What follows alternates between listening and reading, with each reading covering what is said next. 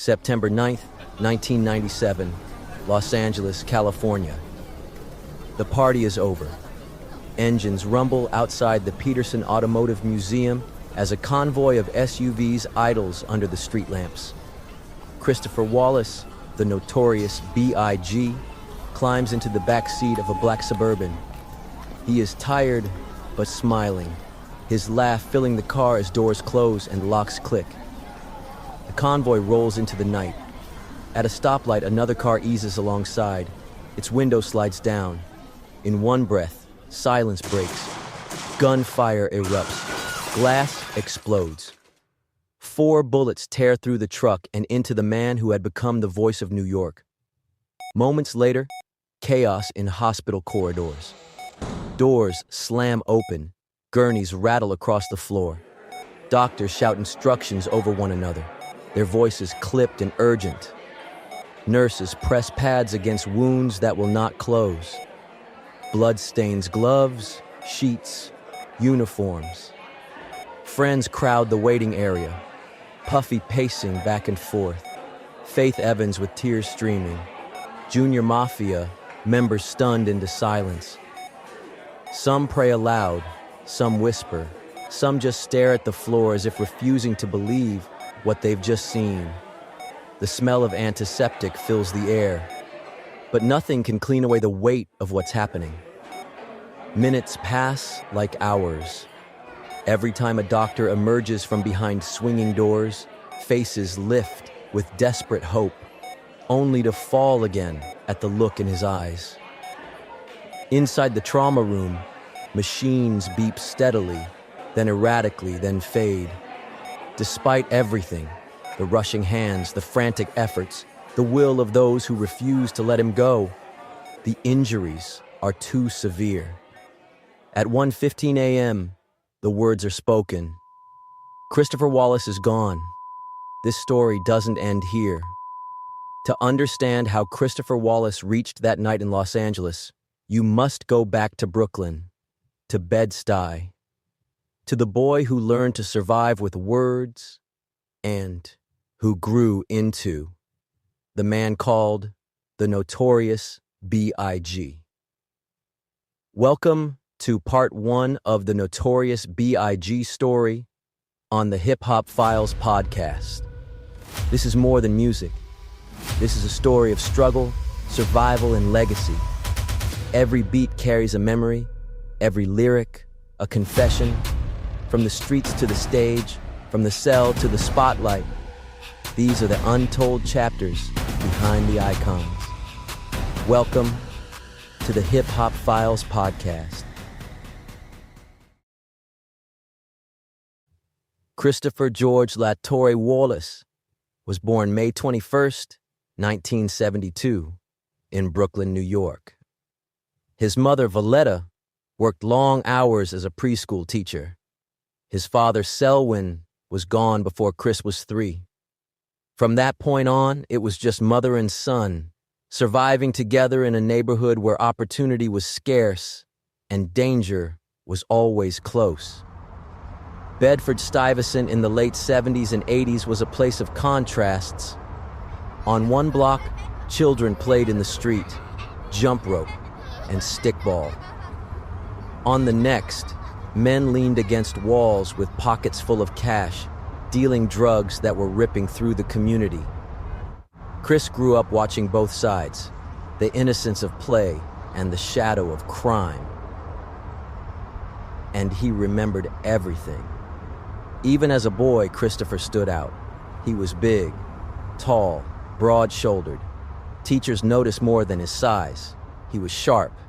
He excelled in English, writing vivid stories with detail far beyond his years.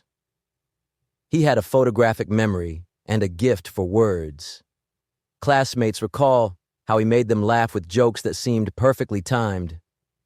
But when the bell rang and school ended, another education began. The crack epidemic changed Brooklyn forever. Streets once alive with community became dangerous, unpredictable, filled with hustlers making fast money and paying the price just as fast. Chris watched, learned, and slowly stepped into that world himself. By his early teens, he was running small hustles, trading on corners. It wasn't about glamour, it was about survival. His mother thought he was safe. In truth, he was building a second life she could not see. At the same time, music was calling. He scribbled rhymes into notebooks, freestyled with friends, turned everyday stories into verses. His friends noticed he could describe things in ways no one else could. The way someone moved, the clothes they wore, the slang they used. He had the eye of a writer and the delivery of a comedian. By 17, school felt pointless. He dropped out. The streets became his focus, but hustling brought consequences. Arrests followed for weapons, probation violations, and eventually a stretch in jail in North Carolina. He spent 9 months behind bars. Time to think, time to write, time to wonder whether rhymes could take him further than the corners ever would.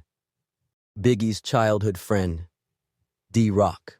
As far as us meeting, I used to go to school with a guy that lived a few doors down from him, and then I used to always just like see him. Like we used to see each other, we used to speak. Yeah. Like he grew up on St. James between Gates and Fulton, and I grew up on Gates between Bedford and Nostrand. So like my main street was like his side block. So we would just connect like that, you know. So we had like a lot in common. No dads around, you know what I'm saying? Only child, stuff like that. So you know, food, and we got together. Like I said, I met Chico, a guy named Chico, introduced me to him. And then we just started, like, every time I go up there, we would just connect the dots. So I brought him down my way, down on Bedford Avenue. Yeah. And then we used to be on that corner, you know what I'm saying? And that wasn't even like a battling situation. It would be like the guy Kev used to bring his like DJ equipment out on the weekends. They barbecue, do what they need to do, and then just have a mic. And I mean, I didn't know.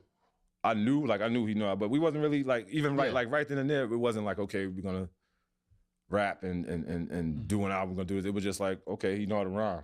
But we were still doing what we was doing. Like, and then people were hearing, people were hearing and being like, hey, yo, like, I would always get the butt, like, hey, yo, like, your dude is like kind of like different. Like, he's like, it's kind of nice. We'd be like, yeah.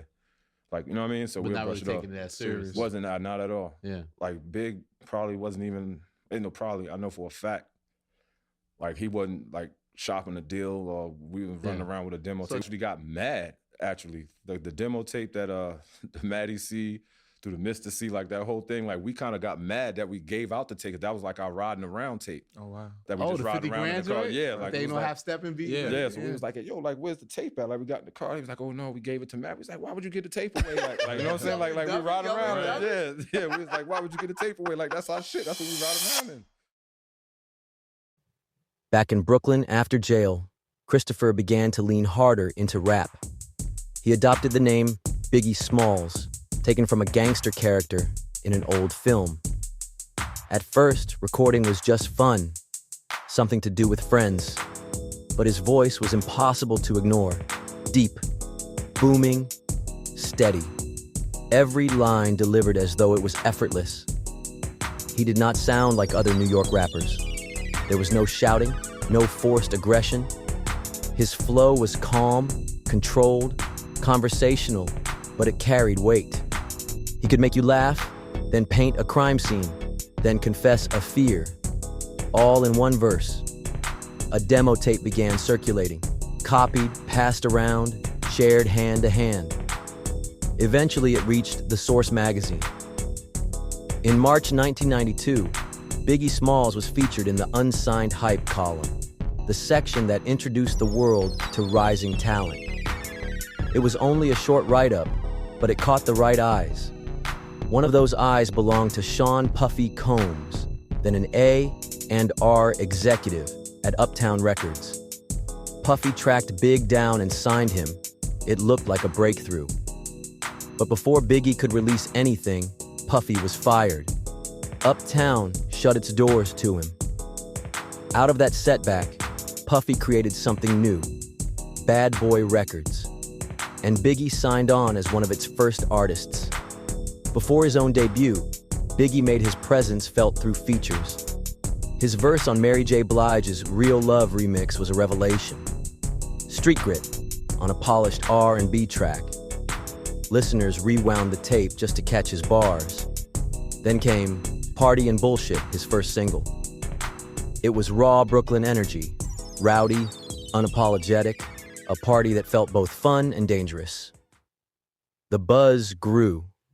DJs, journalists, and fans began to talk about the big kid from Bed-Stuy who sounded like nobody else.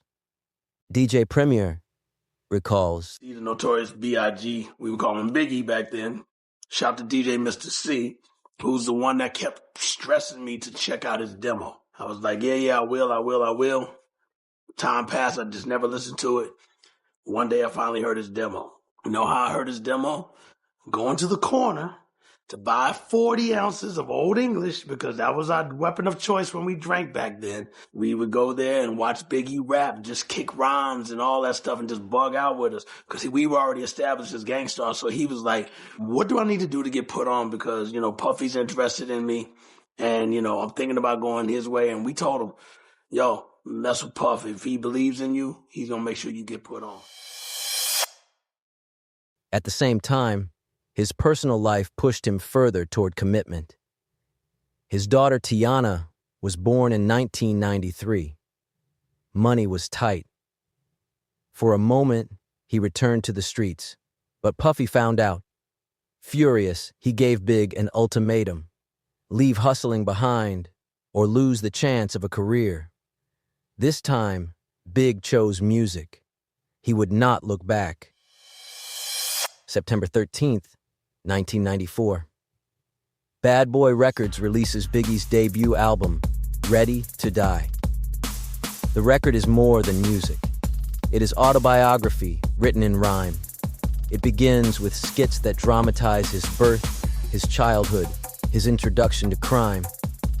Across 17 tracks, it charts his journey from innocent boy to hardened hustler to conflicted adult. Juicy is the anthem of transformation. From sardines for dinner to champagne celebrations.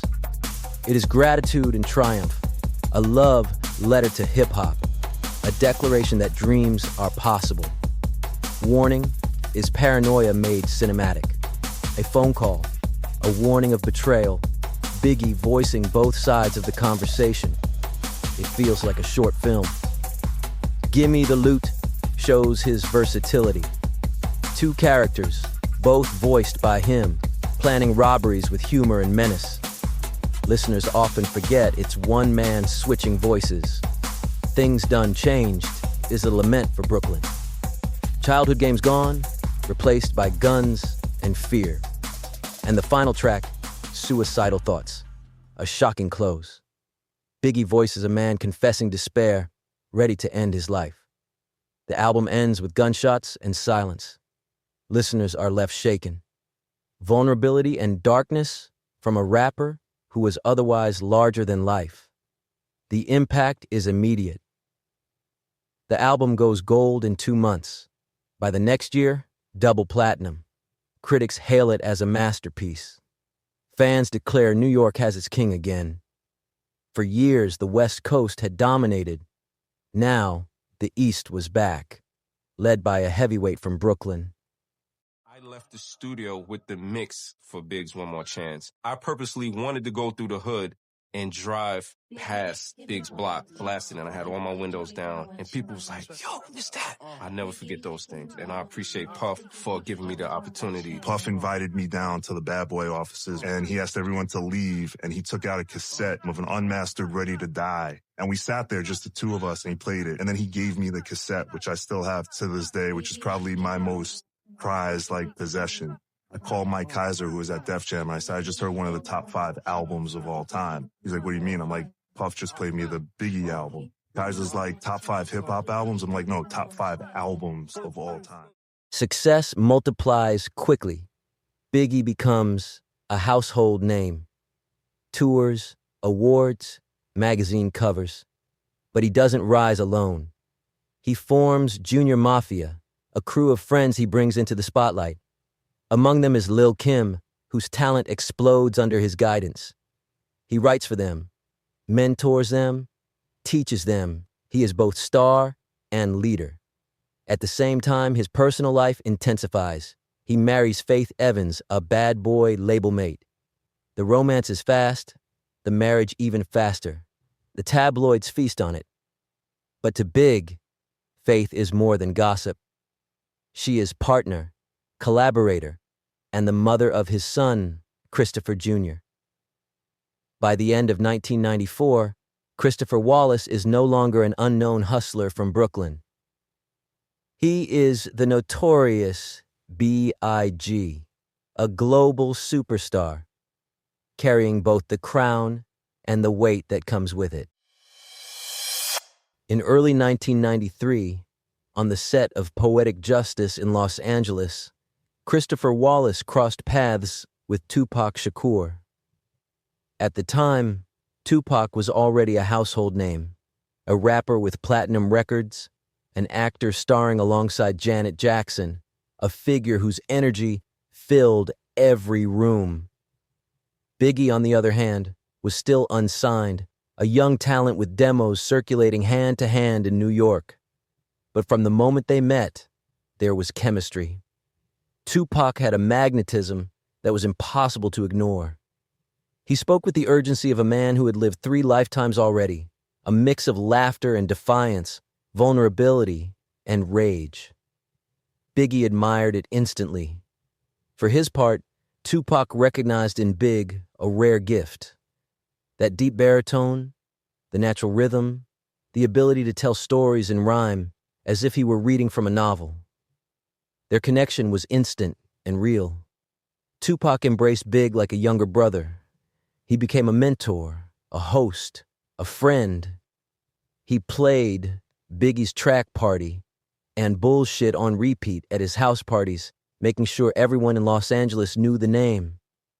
When Big traveled west, Tupac opened his doors. Biggie would stay at Tupac's home, eating meals with him, sharing late-night drinks, trading verses and freestyles until the early morning. They laughed, they debated, they dreamed out loud about what the future of hip-hop could be. In those moments, they weren't rivals. They weren't East Coast and West Coast. They were just 2 young men trying to turn their talent into a future, navigating a world that was as dangerous as it was promising. Biggie admired Tupac's fearlessness, the way he walked into any room with absolute conviction, never backing down, never hiding what he felt. Tupac admired Biggie's discipline and precision, his ability to weave humor, tragedy, and realism into every verse without breaking stride. They sharpened each other, pushed each other, and celebrated each other's wins. There was respect, too. At one point, Biggie asked Tupac for advice about his career.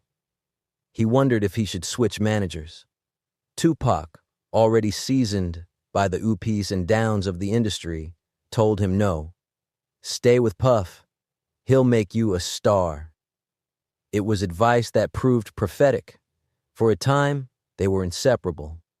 Photos show them side by side in clubs, arms around each other, laughing like old friends. They shared stages, rocked crowds together, and to the outside world, they looked like the future of hip-hop itself. East and West united, brothers in arms, unstoppable if they chose to be. It's important to remember this chapter because too often, history reduces them to rivals. Before the headlines, before the diss tracks, before the gunfire, there was genuine friendship. 2 young men, one from Brooklyn, one from Harlem, by way of Baltimore and Oakland, bound by music, ambition, and the shared knowledge that fame was never guaranteed and tomorrow was never promised. But friendships in hip-hop can be fragile. Tupac's life grew more turbulent, filled with legal troubles, violence, and questionable associations. Big watched, concerned, but Tupac brushed off his warnings. Their bond remained strong until one night in November 1994 shattered it. November 30th, 1994. A cold night in Manhattan. The sidewalks around Times Square were alive with neon, traffic, and the endless buzz of New York. In the middle of it all stood Quad Recording Studios, a place where stars and hopefuls alike came to capture their sound. Upstairs, Christopher Wallace, now known as the Notorious B.I.G, was working on music with Puffy Combs and his team. The vibe was ordinary. Another studio session. Beats looping, voices trading ideas, laughter breaking up the seriousness of work. For Biggie, it was just another night building his future. Downstairs, another story unfolded. Tupac Shakur arrived at the lobby, invited to record a verse. He wasn't expecting trouble. He came in wearing jewelry, confidence on full display. But within seconds of stepping inside, the air turned. Two armed men confronted him, guns drawn, faces hard. The attack was sudden, violent. Gunfire ripped through the lobby. Loud, echoing, brutal. Tupac was shot 5 times. He was beaten, stripped of his gold, left bleeding on the cold studio floor. The attackers fled into the night, leaving chaos behind them. Somehow, against all odds, Tupac survived. Bloodied, staggering, furious, he pulled himself together and demanded to go upstairs. When the elevator doors opened, Biggie and Puffy looked up to see their friend, wounded, shaking, eyes blazing with rage and disbelief. They were stunned, shocked. No one in that room had known what was happening below until Tupac appeared before them, blood seeping through bandages hastily wrapped around his body. But shock didn't matter. What mattered was perception. In Tupac's mind, it was impossible that his friends upstairs hadn't known. He believed he'd been set up, lured into a trap. The timing, the place, the people involved. To him, it all added up. Trust dissolved in an instant. He left that building convinced he had been betrayed. Biggie denied it. Puffy swore they had nothing to do with the ambush. And to this day, no evidence has ever linked them to the shooting. But in moments like this, perception is stronger than fact. And Tupac's perception was that his so-called brothers had stood by while he was nearly killed. By the next morning, the whispers had already started. The streets of New York buzzed with rumors. Was it just a robbery gone wrong? Was it a message? Was Bad Boy involved? No one knew for certain, but certainty wasn't necessary.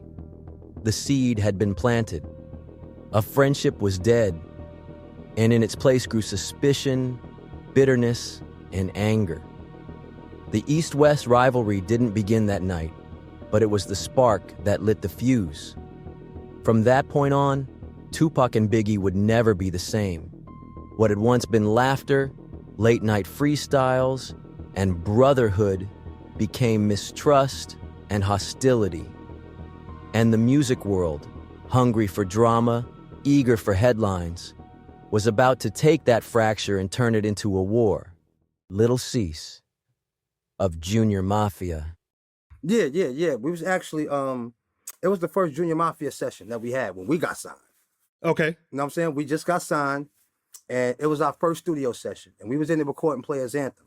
Clark Kent, of course, was in there, because was partners with Big, with Undears, and Big and the Mafia. So we was all in there, we all geeked up our first session, we happy, we hype as fuck, you know what I'm saying? We got some advance money ourselves now, you know what I mean? Shit lit, you know what I'm saying? So me and Nino just went on the terrace, like, yo, let's go smoke. We're gonna go smoke one by ourselves. It was a bunch of weed in there, like, yo, let them smoke. Me and you gonna rub and go on the terrace, you know what I'm saying? And me and him were just sitting in there just having one of the moments like, yo, can you believe it? Like, yo, dog, like, oh shit, this shit really real. Like, yo, we got a deal. Like, we just kids, we hype. You know what I mean? Yeah. And some told me to look over, because of course we high up, I'm looking over and I see like a few dudes walking down the block. I'm like, I see the bandana. He's always wearing that bandana and shit. So I'm like, And of course, we've been hanging around him a few times. You know what I mean? So I know when I see him. Mm-hmm. So I'm looking down, I'm like Tupac. And we knew Stretch too. God bless the dead Stretch as well. God bless R.P. Tupac. And I knew both of them. So I could just see. I know how Pac walk and all that. So I'm like, oh, shit, I look like Pac. Yo, and I'm yelling like, yo, Pac. And he looked up, he couldn't see us. You know, he looking up, he like, who that? I'm like, yo, this C's, Lil C's, what's up? Who? Lil C's. Yo, what's up, little nigga? What's good? I said, yo, what up? Where you going? He said, where y'all at? I said, yo, I'm gonna come downstairs. I said, yo, come around the corner. Cause you know how the terrace was in Quad, you know, it's on the side. It's on 48th Street. And you know, it's on 7th. So I'm like, yo, come around the corner, come around to the corner, and I'm gonna come downstairs and get you. I go back in the room, I tell Big, I'm like, yo, Big, Pac downstairs. He like, you lying. I'm like, nah, dead ass, he downstairs. He was like, oh, all right, go get him. No regular shit, like, all right, go grab him. That's when me and Nino get into the elevator and we go downstairs. But Nino, crazy shit is, Nino heard the shots before we got downstairs. He was like, yo, you heard that shit? I was like, nah, I don't hear nothing, but I know Pac got some bomb-ass weed, my nigga. You know what I'm saying? Like, that's, you know, I'm like, man, we're about to get high as fuck. You know what I'm saying? But Nino heard it. And when we got downstairs, you know how narrow the elevator from the wall is. You know what I'm saying? When the door opened, the first person I seen was Stretch. He was tall, because Stretch is like 6 feet. And he was moving his feet from the door. But I'm thinking, like, I see his other homeboy. I'm like, the fuck, these niggas drunk playing? And when I was about to walk out, 2 dudes came from both sides. Get the fuck back in the elevator. Oh, shit. Got me and Nino stepped back in, and they just holding the guns at us. And I was so paranoid and nervous, I'm hitting door open. I'm like, the door just did, and they like this. And when the door finally started closing, they went back to them. Started just like, you know, grabbing them niggas up and all type of shit. And me and Nino just looked at each other like, yo, like, you understand, dog, we 15, 16. So we like, yo, I go back upstairs. I'm like, yo, B.I. Pac downstairs getting robbed right now. He like, stop playing with me. I'm like, yo, I'm dead ass, dog. And he saw my face and he saw Nino's face too. He like, yo, nah. He like, y'all niggas stay right here. I'll be right back. He went downstairs. He ain't come upstairs. He never came back up. 15, 20 minutes. Then we all like, fuck that. We're going downstairs. Anything could be going on, you know what I'm saying? When we went downstairs, that's when the police was taking everybody, grabbing you, pulling you to the side, getting your information, saying Tupac got shot. And that was it from there. We stayed downstairs, gave them all that information, and that's when they wheeled them out, coming downstairs on the stretcher. And that was the last time we saw him from that moment. You know, they put him in the joint, they took all our information, and they let us go. In the weeks after the Quad Studios shooting, Christopher Wallace returned to his music.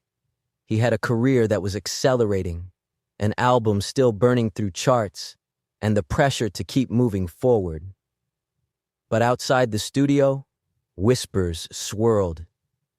Tupac was alive, angry, and convinced he had been set up. Then, almost by accident, the feud found a soundtrack. Bad Boy released a track called Who Shot Ya? It wasn't a new song. It had been recorded months earlier, long before the incident at Quad. But its release, in the aftermath of Tupac being shot 5 times, was disastrous timing. The beat was ominous, slow, hypnotic. Biggie's voice cut through, taunting, menacing, asking questions no one wanted to hear in that moment. Who shot ya? Separate the weak from the obsolete. To the public, it sounded like a confession. To Tupac, it sounded like a mockery, proof that the men upstairs at Quad had known all along. Biggie tried to explain. He insisted the song wasn't about Tupac. Puffy said the same, but explanations didn't matter. In hip-hop, timing is everything, and the timing of Who Shot Ya cemented suspicion into belief. Journalists amplified the tension. Hip-hop magazines splashed headlines about East versus West. Radio hosts fanned the flames, playing the track back-to-back with Tupac's angry interviews. Fans chose sides, interpreting every lyric as evidence, every beat as a threat. For Biggie, it was frustrating. He wanted the song to be heard as art, a gritty street record, nothing more. But the world wouldn't hear it that way. For Tupac, already convinced he had been betrayed, it was the nail in the coffin of their friendship. The damage was done. Who Shot Ya wasn't just another track. It became the soundtrack of suspicion, a spark that helped ignite the East-West firestorm. From that point forward, every move Biggie made was read as a message. Every word he rapped was twisted into ammunition. He had lost a brother in Tupac. Now, he was gaining an enemy. Ice Cube talks about the East Coast, West Coast feud. It was, people equated to Tupac and and Bad Boy and Death Row, but it was actually bubbling before that. It was, to me, an industry thing in a way. Like, New York had the throne for so long, and here go, well, at least a decade or more, and here comes these West Coast rappers, kind of taking attention away. And so the industry people, it started to bubble up with them that, we're doing real hip hop, they're just doing gangster records, And so that started to kind of get into the artists, that sentiment started to poison the artists. And an artist named Tim Dog did a song called Fuck Compton, like out of nowhere. We was like, damn, we like New York. Why y'all, why he take a shot? And nobody really rebutted him. Like, they kind of let it slide. And then more and more artists start taking shots here and there. And then the thing with Bad Boy and Death Row, it kind of just took it over the top. It just made it, because they were the hottest labels. You had the hottest label on the East Coast battling with the hottest label on the West Coast. So that made that undercurrent of animosity that was growing blow all the way up and look like it was a feud. June 1996. The war of words that had been simmering for nearly 2 years finally erupted in full force. Tupac Shakur stepped into the studio and recorded what would become the most infamous diss track in hip-hop history, Hit 'Em Up. The song was nuclear from the opening line. Tupac didn't hide behind metaphor, didn't bury his anger in coded bars. He aimed directly at Christopher Wallace, at Puffy Combs, at Junior Mafia, at everyone associated with Bad Boy Records. The beat was menacing, but the words were even sharper. Tupac accused Biggie of betrayal, mocked his reputation, and, most explosively, claimed to have slept with Faith Evans. It was personal, vicious, and unlike anything the culture had ever heard. Hit 'Em Up wasn't just a record, it was a declaration of war. For fans, it was shocking. Diss tracks weren't new in hip-hop, but this was different. This wasn't clever sparring or playful competition. This was raw venom. The track spread like wildfire, blasted on radio stations, played in clubs, passed around on tapes. Every lyric was dissected. Every name dropped fuel for gossip and confrontation. For Biggie, it was a nightmare. He was furious, not just at the accusations, but at the way the world reacted. Junior Mafia wanted to strike back immediately, to go into the studio and respond with equal fire. But Biggie stopped them. He gave a direct order. No response tracks. To some of his crew, that felt like weakness. But Biggie's reasoning was different. He knew the streets were already tense, that the East-West rivalry had spilled out of music into something far more dangerous. More fuel on the fire could mean more bullets in the streets. So he stayed silent. But silence didn't cool things down. If anything, it made the feud worse. Fans interpreted the lack of a response as guilt or as defeat. Rumors grew louder. Media outlets fed the narrative. And Tupac's voice, loud, unapologetic everywhere, dominated the conversation. Biggie's decision not to respond was about survival. But survival didn't mean peace. Every time he stepped outside, the feud followed him. Every magazine cover, every interview, every radio play carried the shadow of Tupac's rage. By the summer of 1996, the bond that had once looked like the future of hip-hop was unrecognizable. Tupac and Biggie weren't just estranged friends anymore. They were now painted as mortal enemies, and the entire hip-hop world was being forced to take sides. The music had turned into something darker. This wasn't just rap. This was personal, and everyone could sense that it was heading toward a tragic end. Biggie's ex-girlfriend, Charlie Baltimore. I was shocked because at some point him and Pac were friends, and he didn't really understand where all of the negativity was coming from. But I think at the time the media was playing a role, in my mind, this is just my opinion, I think the media was playing a role in, by Pac being as big of an artist as he was at the time and Big being as big of an artist as he was at the time and them being on different coasts. I think the media was playing into this whole East Coast, West Coast thing, and it kind of really just feuded it. It just made it worse because, like I said, at some point they were friends. There's footage of them rapping together and they were cool. So Big was kind of like a little stunned at, the whole situation. I understand that Pac thought that he was set up, when he was shot and all of that, but that was not Big. Like, Big didn't have anything to do with that. So he didn't really understand in his mind, where Pac would even get that idea from.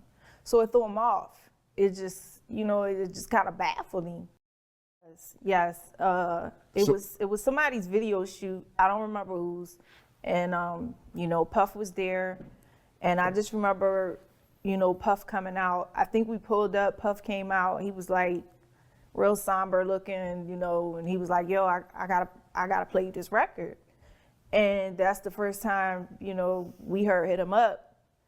And it was, the whole mood just changed. A video shoot supposed to be upbeat, happy, whatever. And Big is just like, are you fucking serious right now? Seriously, this is what we doing? The video wasn't out yet. There wasn't no video. It was just a record. And it's just shock. And it was just crazy. Big, obviously Big was hurt.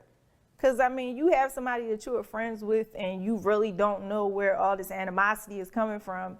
And then you got this dude just riding on you and you're not knowing, what's what. And then there was this, I believe, if I'm not mistaken, Pac mistakenly thought that Who Shot Ya was directed at him when Who Shot Ya was actually written before Pac had even gotten shot.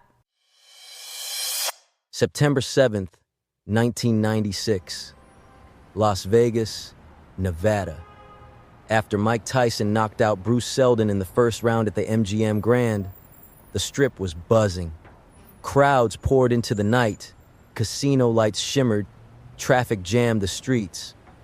Among the chaos was Tupac Shakur, riding in a black BMW driven by Suge Knight.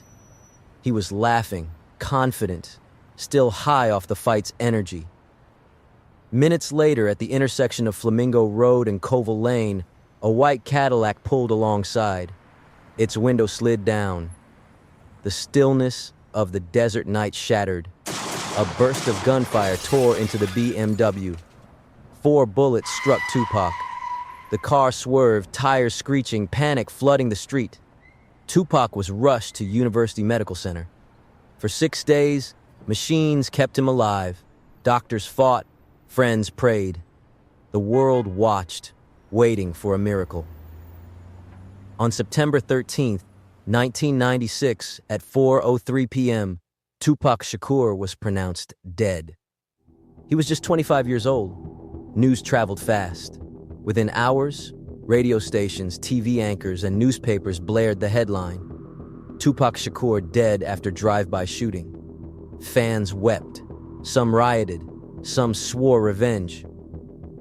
The loss was felt far beyond hip-hop. It was a cultural wound. When Christopher Wallace heard, he broke down. The man he once called his brother was gone. Despite everything, the anger, the suspicion, the feud that had spiraled out of control, Biggie still remembered the laughter, the nights freestyling, the advice to stay loyal to Puffy, the warmth of a friendship that had once meant everything. He called friends, crying, repeating the same words. I never wanted it to end like this, but the streets told a different story. Whispers spread that this was no random attack. Some pointed at death row rivals, others said it was gang retaliation, and many looked straight at Biggie. To them, Tupac's murder was revenge for Quad Studios, for betrayal, for every lyric and headline that had turned the two into enemies. In the public eye, Biggie was caught in a cruel paradox, grieving the loss of a friend while being painted as complicit in his death. He denied it. Puffy denied it. No proof ever tied them to Las Vegas, but truth mattered less than perception, and perception was relentless. From that moment, Biggie's life changed. He moved with heavier security. He carried himself with more caution. The laughter was still there, but behind it was fear. He wanted peace, begged for it in interviews, tried to show that the feud was over. But to the world, he wasn't outside the war. He was at the heart of it. For hip-hop, September 1996 marked the end of an era. Tupac's death was not just the silencing of a voice. It was the collapse of a bridge that had once connected East and West. What had begun as a brotherhood ended as a headline. And for Christopher Wallace, the storm was far from over. And this is where episode 1 closes. A superstar at the height of his power, mourning a fallen friend turned rival, carrying regret, suspicion, and the heavy knowledge that his own story was still unfolding. From Bed-Stuy beginnings to platinum plaques, from brotherhood to betrayal, from laughter with Tupac to silence after Las Vegas. Christopher Wallace became the Notorious B.I.G. by turning truth into rhyme and rhyme into legend. In part 2, we moved to Los Angeles. The Soul Train Awards, the last photos, the night at Peterson, and the investigation that followed. The myths, the conspiracies, and the legacy that has outlived them all.